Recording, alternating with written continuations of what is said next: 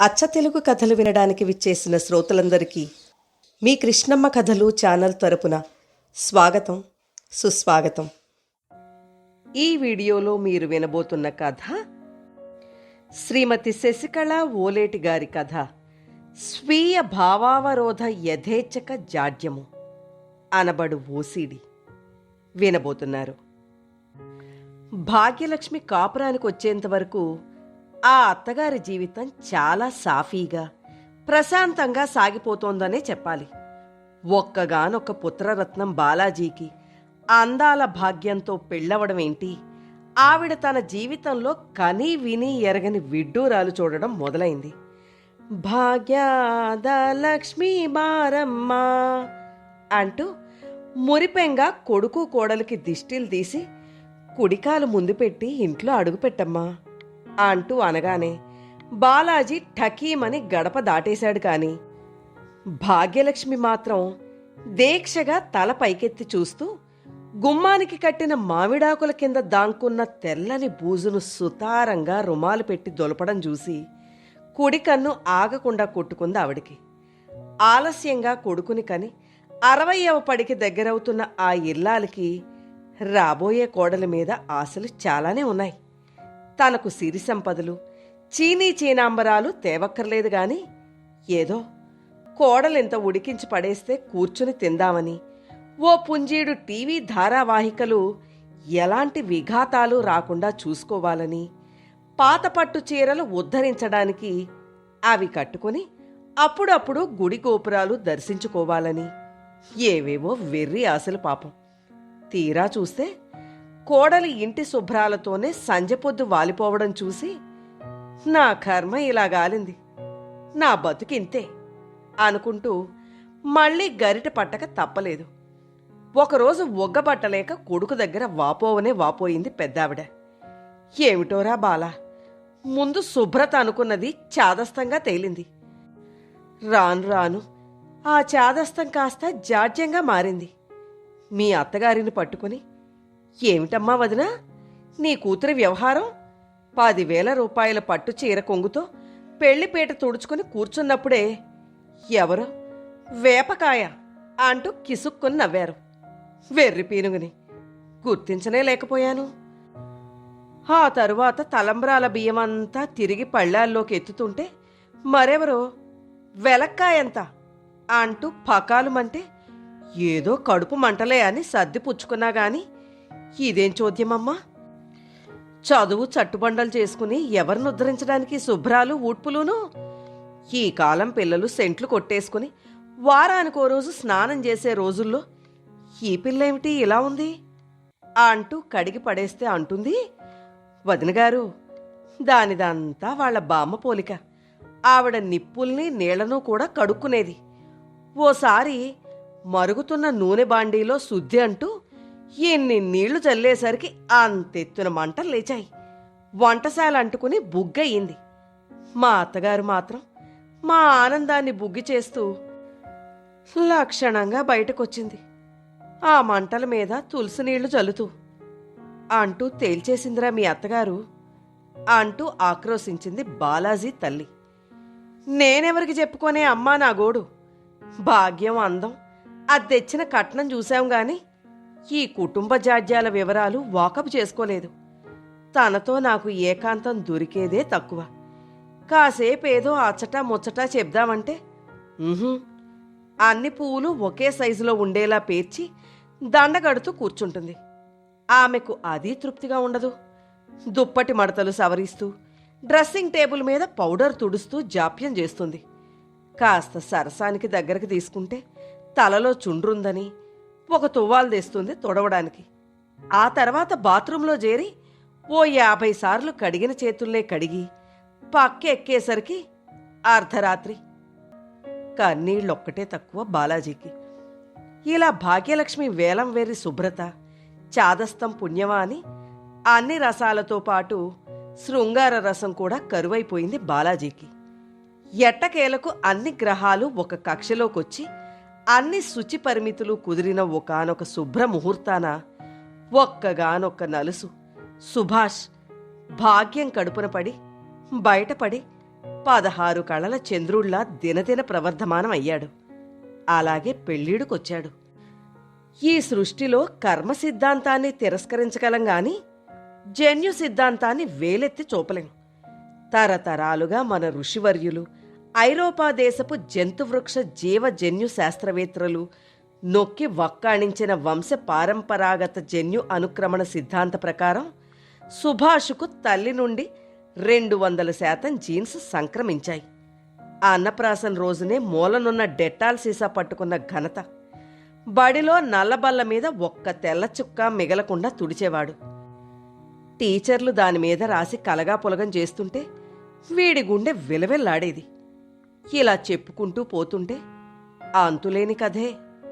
వాడి శుభ్రత వాడికి బడిలో Subhrash the trash can, OCD man అన్న బిరుదులను కూడా సంపాదించి పెట్టింది. నాన్సెన్స్. దాన్ని శుభ్రత అనరు, ఓసిడి అనే భయంకర జాడ్యం అంటారు. అన్నీ కప్పెట్టి పెళ్లి చేసి నా గొంతు కోశారు అంటూ ముక్కుపుటాలు ఎర్రగా ఎగబీలుస్తూ ఒక్కరుపు అరిచింది సుభ్రాష్ కొత్త పెళ్లి కూతురు అపరాజిత. అపరాజిత అలా కుమిలిపోవడానికి కారణం లేకపోలేదు. భగవంతుడు ఎంచి మరీ భిన్న ధృవాలను ముడిపెడతాడనడానికి ఈ పెళ్లే తార్కాణం.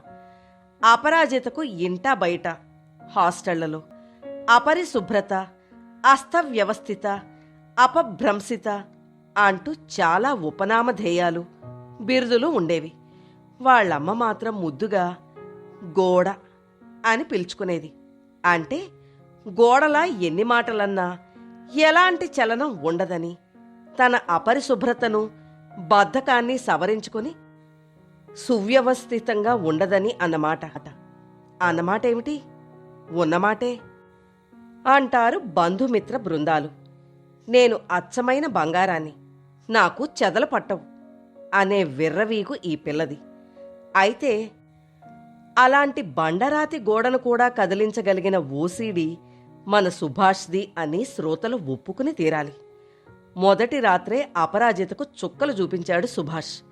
పక్క మీద పూలను కంపరంగా చూస్తూ దుప్పటి మీద చిన్నపాటి పుప్పొడి కూడా మిగల్చకుండా శుభ్రం చేసేసరికి 1 గంట కొట్టింది. ముందు విసుక్కున్న అపరాజిత మాత్రం హాయిగా సోఫాలో పడుకుని స్నేహితుల శుభ సందేశాలకు జవాబులిచ్చుకుంటూ హాయిగా నిద్రపోయింది. ఆ 3 రాత్రులు 3-4 ముచ్చట్లా ముగించిన అల్లుణ్ణి చూసి కూతురి భవిష్యత్తు కళ్ల ముందు కదలాడి వణికిపోయారు అపరాజిత అమ్మా నాన్నలు. గుడ్డిలో మెల్లలా ఉన్న వారం రోజుల్లో అత్తారిల్లు అద్దంలా సర్ది పెట్టేశాడు సుభాష్. శభాష్, అల్లుడి వలన అదనపు లాభం అదనంగా అనుకున్నారు మామగారు. కొత్త కాపురం తలోవేపు పరిగెట్టే జోడెద్దుల ప్రయాణంలా సాగుతోంది.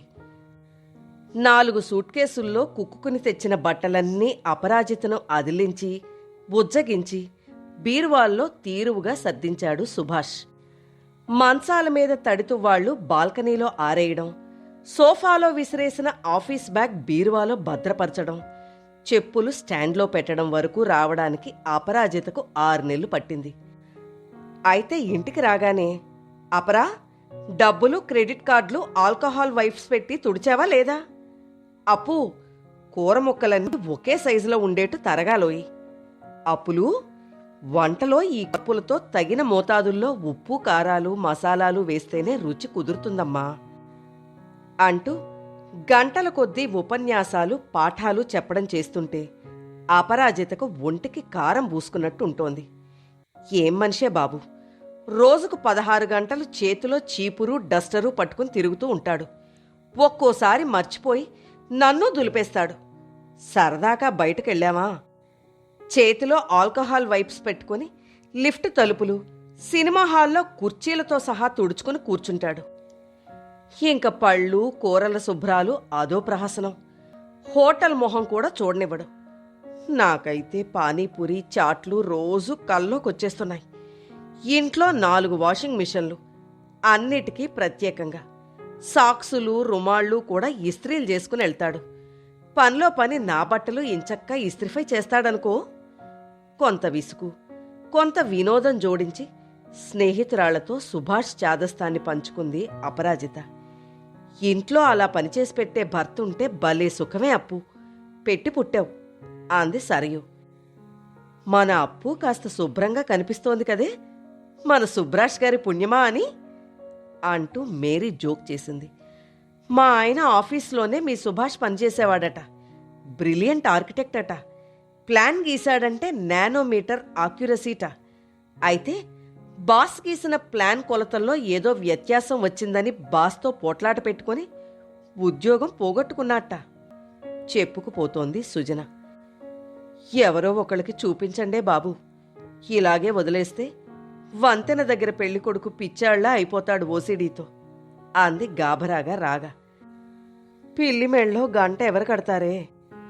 కదులుతాడేమిటి సైకాలజిస్ట్ని కలవడానికి అంటూ నిట్టూర్చిన ముదిరిపోతున్న సుభాష్ ఓసీడీ పిచ్చిపుంతలు తొక్కడంతో ఒకరోజు మెడలో సూత్రాల తాడు చేతిలో ఎత్తిపట్టుకుని తాడో పేడో తేల్చుకో సుభాష్ అంటూ బెదిరించింది అప్పు.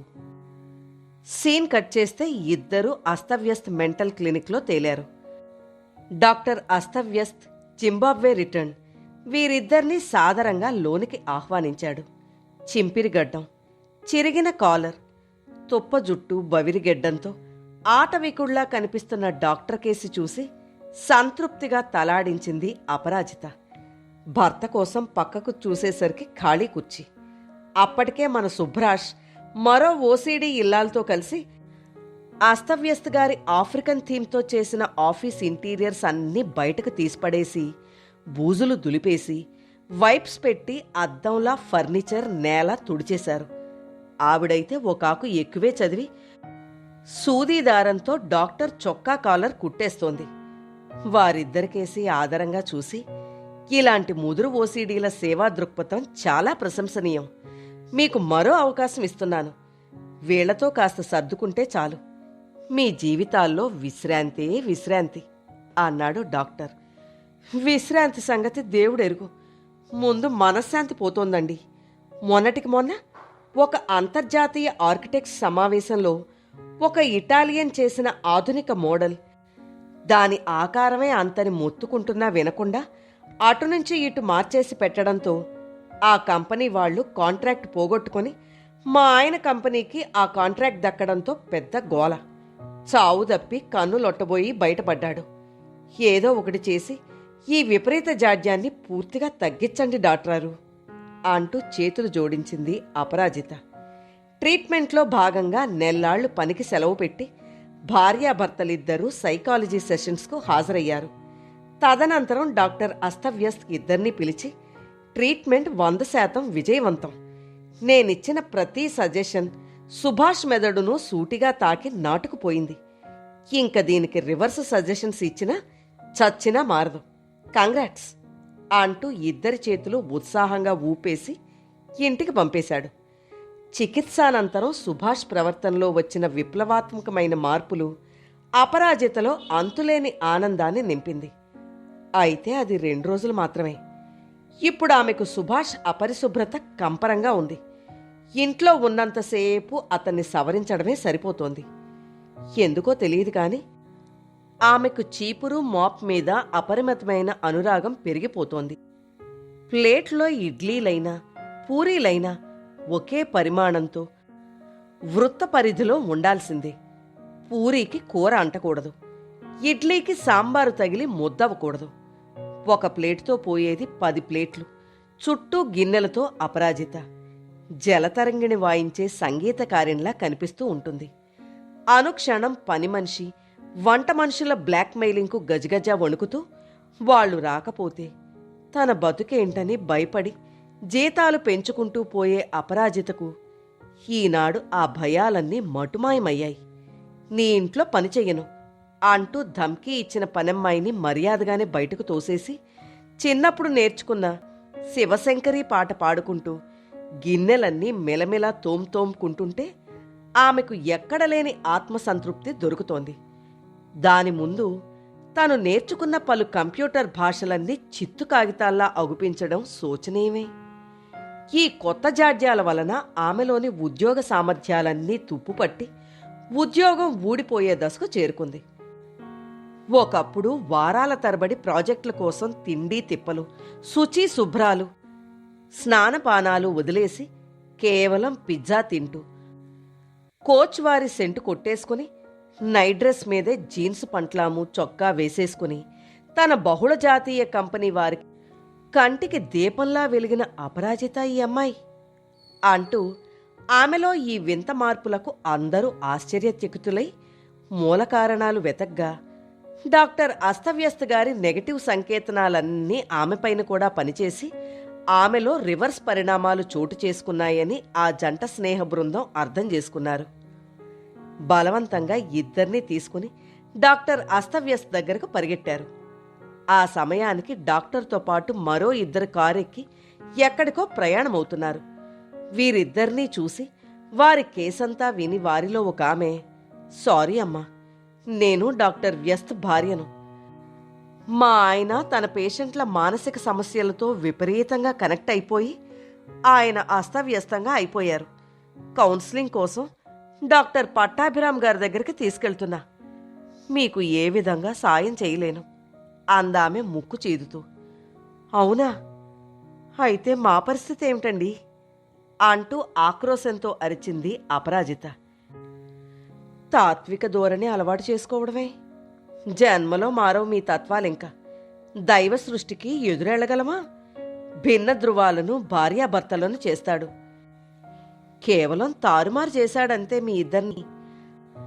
అనుభవించు రాజా అని పాడుకుంటూ ఆనందంగా కారెక్కేసింది డాక్టర్ అస్థిర పట్టాభిరామ్ గారి దగ్గర కపుల్ కౌన్సిలింగ్ తీసుకోవడానికి. కథ నచ్చితే లైక్ చేయండి. మీరు లైక్ చేయడం వల్ల మరింత మందికి ఈ కథలు చేరతాయి.